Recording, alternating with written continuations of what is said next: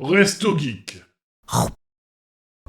Et maintenant, bienvenue dans votre émission Livres et JDR, Mangeons, Donjons, Bouquinons. Je vous ai déjà parlé du tome 1, mais je peux pas passer à côté du tome 2 qui était encore plus haut dans le coup de cœur que le tome 1. Je vais vous parler du deuxième tome de l'Empire du Vampire qui s'appelle l'Empire des Damnés. Et on aime les livres avec illustration, on a dit. Hein. Attendez. Ouais. Parce que même le livre de poche, il en a. Oh, alors ça Déjà, c'est beau. on a des Ça, petits je voudrais voir trucs ça comme plus ça, souvent. entre chaque partie, Mmh. qui sont sympas. Et des petites illustrations magnifiques en noir et blanc, qui claquent. Voilà, De fou. ça, quand tu lis un truc de fantasy, je veux ça. Ça, je veux ça Voilà. partout. On est d'accord. J'étais d'ailleurs très étonné en lisant Le Hobbit qu'on avait ça et j'étais en mode oui, merci. Mais oui. Attendez, je crois que j'en ai même une en double page. Tada!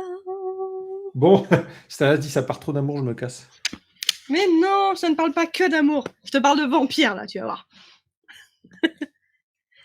J'adore. Du coup, c'est une jolie brique, parce que même le livre de poche est une petite brique de 1050 pages. Voilà. Oh putain. Voilà. Jolie brique. Typo, planque-toi. Si elle a quelque chose contre toi, je pense qu'elle doit avoir quelque chose Ah comme 80 kilos de littérature à te foutre sur le crâne. Voilà. Vous voyez pas, mais la régie en cam se planque. Voilà. Frappe fort sur le bureau qu'on t'entende si t'es en danger. Eh non, il est pas en danger. C'est bon. Du coup, auteur J. Christophe, valeur sûre pour moi, c'est officiel. Je l'adore. Ah. C'est de la fantasy, dark fantasy. Maintenant que vous avez tous les sous-genres depuis le dernier live. Vraiment, à fond. Je vous avais déjà un peu fait le résumé du tome 1, histoire de vampire, la lumière a disparu, etc. Le résumé du tome 2, je vais vous le faire rapidement, il vous spoil rien, franchement, dans tous les cas. On est avec Gabriel qui a sauvé le Saint Graal de la mort. Mais on est toujours sur la thématique de il faut ramener le jour, parce que tant qu'il n'y a pas de jour, les vampires prospèrent. Sauf que ça a l'air très compliqué, encore plus compliqué qu'avant. Il va même être aidé d'une vampire, et il va essayer d'en apprendre plus sur le Saint Graal. Il va essayer de détruire les vampires qui sont à sa poursuite. Surmonter plein de dangers pour découvrir la vérité. Et je m'arrêterai là au niveau du résumé, parce que sinon je vous spoil ce qui se passe dans le tome 1. Grosso modo, le tome 1, c'était un banger. Total. Niveau écriture, niveau histoire, et la pépite avec les illustrations qu'on a encore dans le tome 2. Et le tome 3 vient de sortir ce mois-ci, ou fin du mois dernier, je ne sais plus. En grand format par contre, donc je vais attendre un petit peu pour récupérer le format poche. Ce qui est horrible parce que ça se termine, mais je veux la suite. Du coup, 1150 pages qui te tiennent en haleine, de A à Z. Tu démarres, tu veux savoir la suite à chaque page, tu finis, t'es perdu. La régie pourrait vous le dire dans le chat, j'ai passé une demi-heure à tourner autour de lui à la fin du bouquin en mode « Ah, c'est pas possible, faut que tu lises l'histoire, et faut que j'ai la suite, et ça va être compliqué. » Je crois que c'est le seul bouquin qui m'a vraiment fait ça de cette année. Elle m'a fait Ils m'ont chier. tous fait un tout petit peu, mais celui-là, c'était le pire du pire. Ouais, vraiment, il m'a haï à ce moment-là. Du coup, on retrouve les personnages qu'on adore du tome 1, dont Gabriel, notre héros, entre guillemets, demi-vampire, qui est là pour essayer de sauver tout le monde, qui est juste horrible. Il est grognon, il aime pas les gens, mais en même temps, il est adorable. Parce qu'on dirait un papa poule, grognon. C'est trop drôle. On découvre énormément de détails sur tout ce qui nous perturbait dans le tome 1, tout ce qu'on posait comme question. Mais on s'en pose encore plus. On a eu des réponses, mais les réponses nous en font poser d'autres.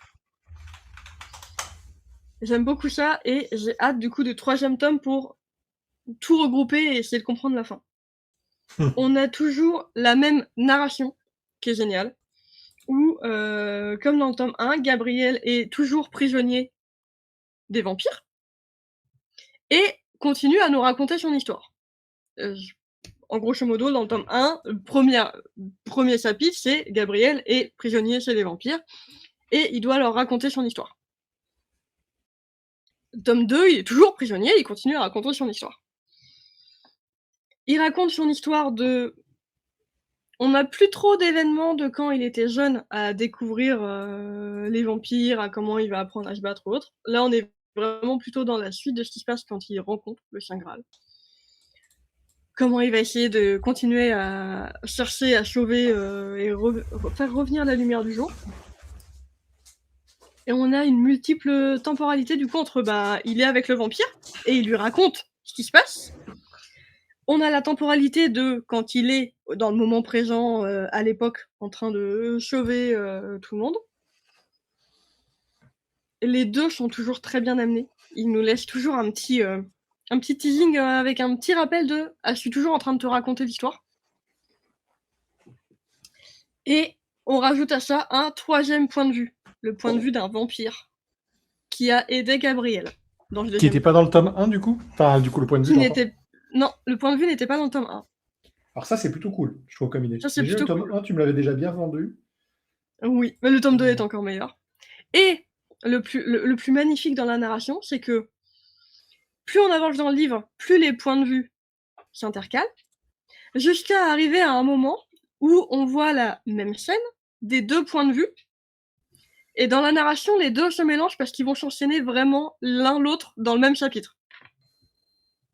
Mais tu ne t'y perds pas, tellement c'est bien écrit. T'es juste là en mode « Ah, c'est trop bien !» Et tu enchaînes les 100 dernières pages comme ça, parce que tu ne peux pas t'arrêter. Et tu pètes un câble sur la fin en disant « Putain, il reste encore un tome, et il sort dans trop longtemps. » Voilà, je vous ai vendu du rêve. Il est pas sorti le tome 3? Je crois qu'il y a déjà des avis dessus sur l'Empire de l'Aube. Il est sorti, mais en grand format. Et comme j'ai commencé à les acheter en poche, et que c'est pas la même maison d'édition, voilà, qui sort les poches, je vais attendre, je pense, l'année prochaine. Bon, bah, tu me l'as vendu, celui-là. Hein. Ah, mais celui-là, c'est... Fonce. Et puis, c'est du vampire méchant, c'est du vampire, je vais tuer tout le monde. Ça, c'est bien, ça. C'est bien. Hein. Avec des guerres entre vampires aussi. Attends, juste, je me souviens plus sur cela. Est-ce qu'il brille au soleil? Non. Bien. Tu vas faire la blague à chaque fois que je parle d'un livre de vampire? Oui. J'approuve. Un vampire, ça doit cramer au soleil, et puis c'est tout. Mais là, du coup, il n'y a pas de soleil. Non, mais là, du coup, ça se tient. C'est logique. Voilà. Il n'y a pas de soleil, ça se tient. C'est ça. Donc, voilà. L'écriture et... L'écriture, quoi. J'ai Christophe. J'ai envie de lire tous ces autres bouquins. Tellement il écrit bien. Coup de cœur, banger. Pas mon numéro 1 de cette année. Parce qu'il y en a un autre qui l'a surplombé niveau émotion. Mais très très proche. Voilà, je crois que j'ai tout dit. Et bah celui-là, il est dans ma pile. Achetez ces briques. Les briques. Il sera en formaliseuse pour moi, j'ai plus la place pour les briques là, c'est bon. C'est fini. Je comprends.